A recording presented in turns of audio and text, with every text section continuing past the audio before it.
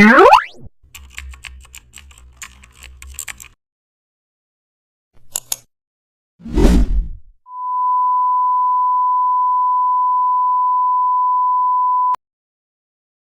back to the channel. Don't forget to like, share and subscribe for more updates. Today we are explore an amazing topic of Photoshop, how to create business consultation lead ad using custom shapes.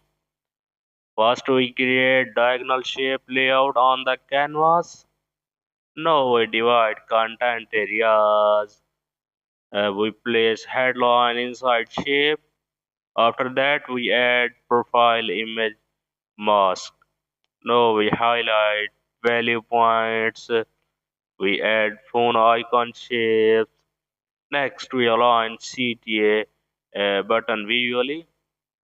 Now we balance colors. After that we add polish. Finally we